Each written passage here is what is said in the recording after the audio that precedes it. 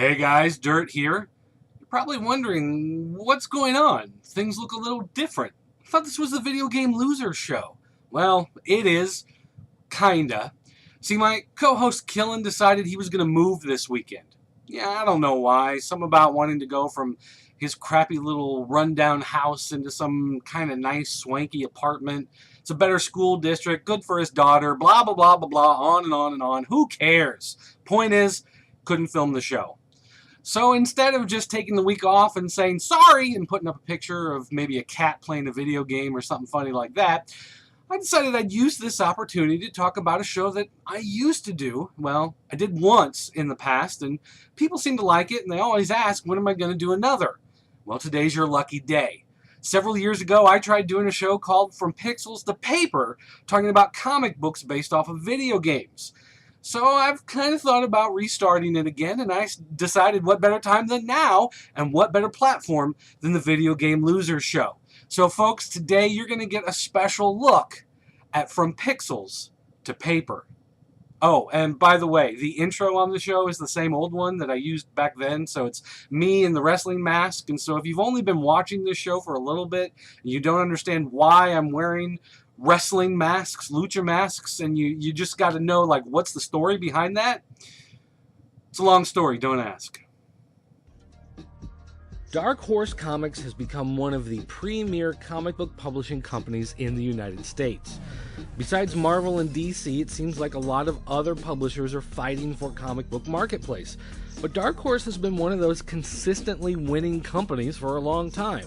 They've done books from Buffy the Vampire Slayer to Frank Miller's Sin City. It's properties you're familiar with. And because they're well known and they work with a lot of the licensed properties, they've really become known as a company you can turn to for comic books based on video games. Star Wars, Prototype, Dragon Age, Dungeon Siege. I mean, the list actually goes on and on for quite a bit. So today, we're going to take a look at some of the top video game comic books coming from Dark Horse.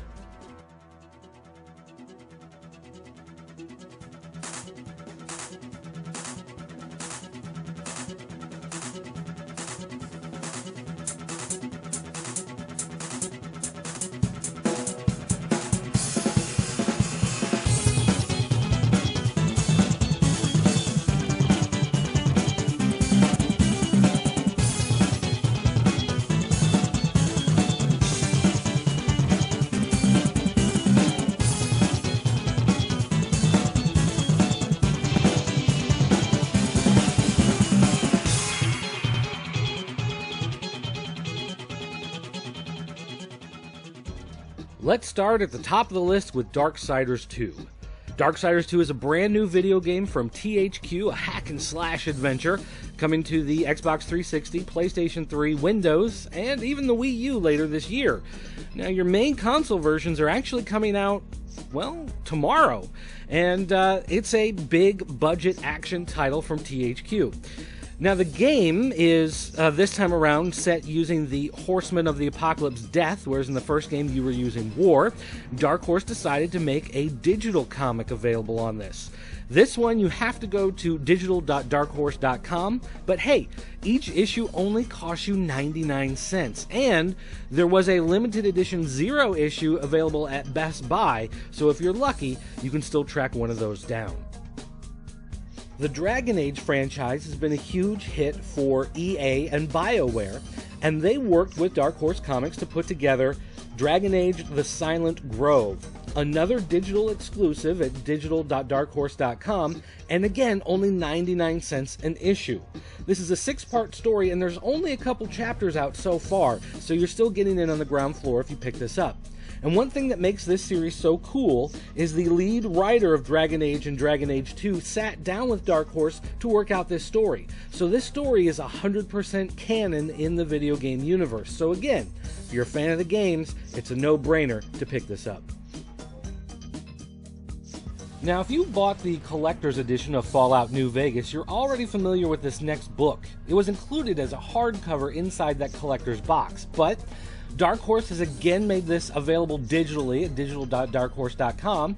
This is a full graphic novel that is set in the Fallout New Vegas universe. And again, they worked with the game company in order to make the story fit with the game. So when you sit down and read this book, you're actually reading part of the story of what's going on in the world of Fallout New Vegas. If you're a fan of Mass Effect from EA and BioWare, then you probably already know there have been like a billion different comic books based off of Mass Effect. And the thing is, they're all pretty good. They're well regarded not only by fans of comic books, but also the video games. If you want to read some sci-fi and you're not even a fan of the games, it's still a good read and worth checking out. These have been available in print and digital and for several years. So go hit your local comic shop, you're probably going to find something good to read there.